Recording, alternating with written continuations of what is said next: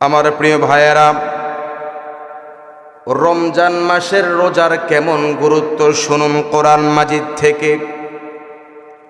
রমজান মাসের রোজার গুরুত্ব সম্পর্কে আল্লাহ রাব্বুল আলামিন সূরা বাকারার 183 নম্বর আয়াতের মধ্যে বর্ণনা করেছেন। আল্লাহ তাআলা বলেন, ইয়া আইয়ুহাল্লাযীনা আমানু কুতিবা আলাইকুমুস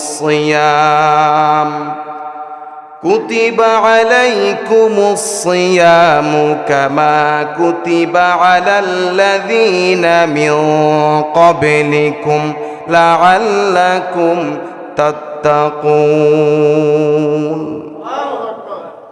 আল্লাহ তাআলা বলেন, ইয়া আইয়ুহাল্লাযীনা আমানু, হে ঈমানদারগণ, কুতিবা আলাইকুমুস সিয়াম, তোমাদের প্রতি রোজা ফরজ করা হয়েছে। বলুন, আল্লাহ পাক আমাদের প্রতি কি ফরজ করেছেন?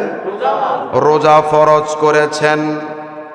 তারপর আল্লাহ বলেন, কামা কুতিবা আলাল্লাযীনা মিন ক্বাবলিকুম, যেইভাবে তোমাদের পূর্ববর্তীদের প্রতি ফরজ করা হয়েছে। আমার প্রিয় ভাইয়েরা, আমাদের উপর যেমনিভাবে রোজা ফরজ করা হয়েছে, আমাদের পূর্বের লোক যারা ছিল তাদের উপরও রোজা ফরজ ছিল। বলেন সুবহানাল্লাহ। প্রিয় ভাইয়েরা আমার, আমরা কেন রোজা রাখবো? রোজা রাখলে আমাদের কি লাভ, কি ফায়দা? আল্লাহ বলেন, লাআল্লাকুম তাত্তাকুন, যাতে তোমরা পরহেজগার হতে পারো। আমরা রোজার মাধ্যমে পরহেজগার হতে পারব। আমার প্রিয় ভাইয়েরা, যে ব্যক্তি রোজার মাধ্যমে পরহেজগার হবে, আল্লাহ পাক তাকে ভালোবাসবে। আর আল্লাহ পাক যাকে ভালোবাসবে, আল্লাহ পাক তাকে জান্নাতের মেহমান বানিয়ে দিবে। আমার প্রিয় ভাইয়েরা, এই মাস রমজান মাস, মাহে রমজান, রমজানুল মুবারক, এই মাস হলো মাস সমূহের মধ্যে শ্রেষ্ঠ মাস, সর্বোত্তম মাস। প্রিয় ভাইয়েরা আমার, আল্লাহ পাক বলছেন, আমার বান্দারা আমার জন্য রোজা রাখবে। রোজা আমার জন্য। আল্লাহ বলছে রোজা আমার জন্য। যারা দুনিয়ার মধ্যে রোজা রাখবে, আমি আল্লাহ নিজেই তাদেরকে পুরস্কার দান করব। যারা দুনিয়ার মধ্যে রোজা রাখবে, আল্লাহ বলে আমি নিজেই তাদেরকে পুরস্কার দান করব। জবান থাকলে বলেন তো আল্লাহু আকবার। আমার প্রিয় ভাইয়েরা, আমরা রোজা রাখি। এই যে আজকে আমরা রোজা রেখেছি, আমরা ভোর রাত্রে সাহারি খেয়েছি, আবার মাগরিবের আজানের পরে আমরা ইফতার করব। সারাদিন রোজা রাখার ফলে কিছু না খাওয়ার কারণে আমাদের মুখের মধ্যে একটি দুর্গন্ধ সৃষ্টি হয়। কথা বলুন ঠিক কি না? হাদিস শরীফের মধ্যে এসেছে, রোজাদারের মুখের দুর্গন্ধ আল্লাহর কাছে মেশকের চাইতেও আরো সুগন্ধি। সুবহানাল্লাহ বলেন। আমার প্রিয় ভাইয়েরা, রোজাদার বান্দা আল্লাহর কাছে যা প্রার্থনা করে, আল্লাহ পাক রোজাদারের সকল প্রার্থনাগুলো কবুল করে নেয়। রোজা হইতে হবে আল্লাহর জন্য। কার জন্য? যে আল্লাহর জন্য রোজা রাখবে, আল্লাহর সন্তুষ্টির জন্য রোজা রাখবে, আল্লাহ বলে আমি তাদেরকে নিজেই পুরস্কার দান করব। আমার প্রিয় ভাইয়েরা, রোজা রেখে মিথ্যা কথা বলা যাবে না। রোজা রেখে ঝগড়া করা যাবে না। রোজা রেখে গালাগালি করা যাবে না। অনেক সময় দেখা যায় বেরোজদারিরা রোজদারকে গালাগালি করে, আছে না নাই? অনেক সময় দেখা যায় বেরোজদারিরা ঝগড়া করতে চায়। মনে রাখবেন, যখন দেখবেন আপনার সাথে কেউ এই রোজা অবস্থায় ঝগড়া করতে চায়, আপনাকে গালাগালি করে। নবীজি বলছেন, যখন রোজাদারকে কেউ গালি দিবে, যদি কেউ রোজাদারের সাথে ঝগড়া করতে চায়, রোজাদার যেন 2 বার বলে, আমি রোজাদার ওই সত্তার শপথ যার হাতে আমার প্রাণ। অর্থাৎ যদি আপনার সাথে কেউ ঝগড়া করতে চায়, যদি আপনাকে কেউ গালাগালি করে, বাট আপনি গালাগালি করতে পারবেন না, আপনি ঝগড়া করতে পারবেন না, বরং বলে দিবেন যে ভাইজান রে, আমি রোজাদার, আমি তোমার সাথে ঝগড়া লিপ্ত হতে রাজি না। এখন তো অনেকে আছে রোজাও রাখে ঝগড়াও করে, আছে না নাই? রোজা রেখে ঝগড়া করে, এই এলাকার মা বোনদের মধ্যে আসেনি? পুরুষদের মধ্যে আসেনি? ও আমার যুবক ভাইয়েরা, বৃদ্ধ বাবারা, মা বোনেরা, রোজা রেখে ঝগড়া করা যাবে না, রোজা রেখে মিথ্যা কথা বলা যাবে না, রোজা রেখে শরীয়ত বিরোধী কাজ করা যাবে না। ব্যবসায়ী ভাইয়েরা, রোজা রেখে ব্যবসার জন্য, কিছু টাকা লাভের জন্য, একটু বেশি লাভের জন্য মিথ্যা কথা বলা যাবে না। ফলের দোকানদারেরা রমজান মাসেও ফল বিক্রি করতে গিয়ে মিথ্যা কথা বলে, ঠিক কিনা বলে? এরপরে কাপড়ের দোকানের দোকানদার যারা, তারা কাপড় বিক্রি করতে গিয়ে, কারণ অনেকে বলে যে এই যে কাপড়ের দোকানদারেরা বছরে 12 মাসের মধ্যে সবচেয়ে বেশি ইনকাম করে এই রমজান মাসে, তারা একটু বেশি লাভের জন্য কাপড় বিক্রি করতে গিয়ে তারা মিথ্যা কথা বলে। মনে রাখবেন, মুদি দোকানদার হোক, ফল ব্যবসায়ী হোক, কাপড়ের দোকানদার হোক, রাজনীতিবিদ হোক, যেই যে স্তরে আছে, মিথ্যা কথা বললে রোজা হবে না। আমরা রোজা রাখবো কার জন্য? বলেন, যে আল্লাহর জন্য রোজা রাখে সে কি রোজা রেখে গালাগালি করতে পারে? যে আল্লাহর জন্য রোজা রাখে সে কি রোজা রেখে ঝগড়া করতে পারে? যে আল্লাহর জন্য রোজা রেখে সে কি কিছু টাকা বেশি লাভের জন্য ব্যবসা করতে গিয়ে মিথ্যা বলতে পারে? পারে না।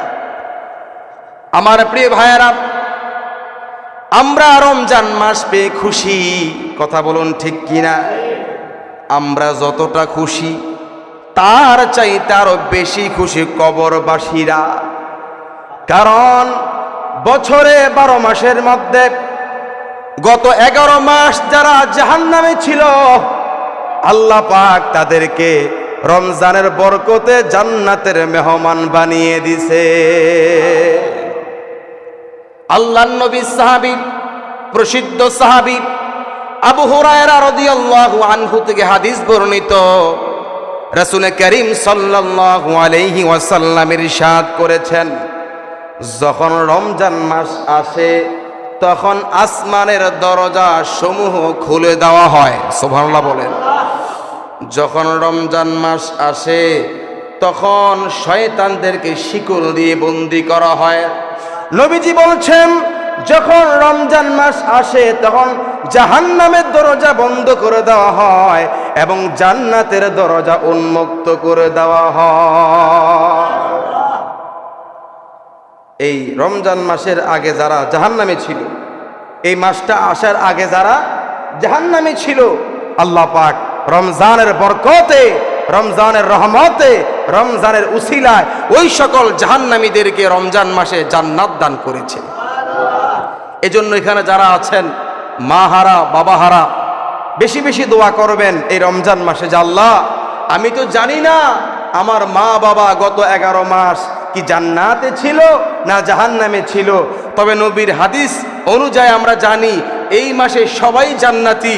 মাবুদ গো, আমার মা কবরে চলে গেছে, আমার বাবা কবরে চলে গেছে, আমার স্ত্রী কবরে চলে গেছে, আমার সন্তান কবরে চলে গেছে। আল্লাহ, এই মাস তো দোয়া কবুলের মাস। ও আল্লাহ, তুমি আমার মা বাবাকে রমজান মাসের ন্যায় কিয়ামত পর্যন্ত জান্নাতের বাগান বানিয়ে দাও। হাদিসের মধ্যে আল্লাহর হাবিব বলেছে যে রোজাদার বান্দা, যে রোজাদার সন্তান এই রমজান মাসে সাহারির সময়, ইফতারের সময় মা বাবার মাগফিরাতের জন্য দোয়া করবে, আল্লাহ পাক ওই সন্তানের দোয়া কবুল করে তার মা বাবাকে জান্নাতের মেহমান বানিয়ে দেয়। দোয়া করার দরকার আছে না? যারা এই রমজান মাসে দিনে রোজা রাখবে, রাতে তারাবির নামাজ আদায় করবে এবং সারা রাত জাগ্রত থেকে ইবাদত করবে, ঈমানের সাথে, বিশ্বাসের সাথে, সওয়াবের সাথে আমার নবীজি বলছে আল্লাহ পাক তাদের অতীতের সমস্ত গুনাহগুলো মাফ করে দিবে। রোজা রাখতে হবে। রোজা রাখা আমাদের উপর কি ফরজ। হায়রে কপাল পড়া এমনও আছে রমজান মাসে রোজা রাখে না, আছে না নাই? হ্যাঁ, ঈদের দিন, ঈদুল ফিতরের দিন আল্লাহ পাক রোজাদারদেরকে পুরস্কার দিবে। আর যেগুলো বেরোজদারি, তারাবিও পড়ে নাই, রোজাও রাখে না, আসবে ঈদের নামাজ পড়তে, এদেরকে পুরস্কার দেওয়া দূরের কথা, বরং তাদেরকে লানত দেওয়া হবে, গজব দেওয়া হবে। বলেন নাউজুবিল্লাহ। ঈদ হলো রোজাদারের জন্য, ঈদ হলো নামাজির জন্য, বেরোজদারির জন্য ঈদ হবে না।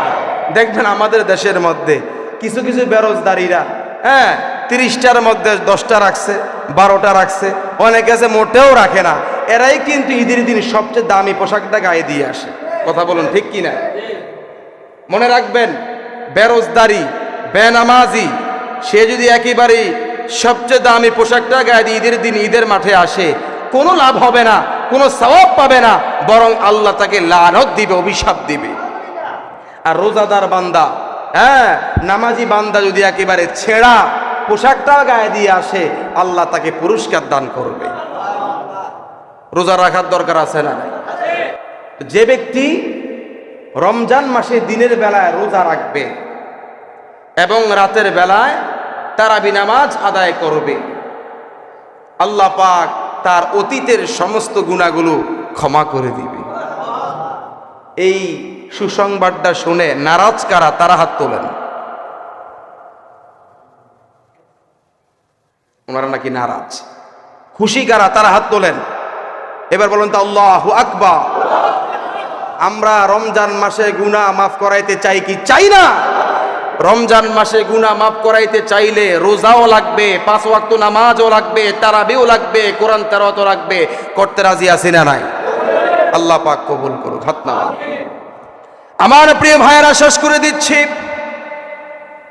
রোজাদার বান্দা সারাদিন রোজা রাখে, সারাদিন রোজা রেখে রোজাদার বান্দা যখন ইফতার নিয়ে বসে, আল্লাহ দেখে কিনা?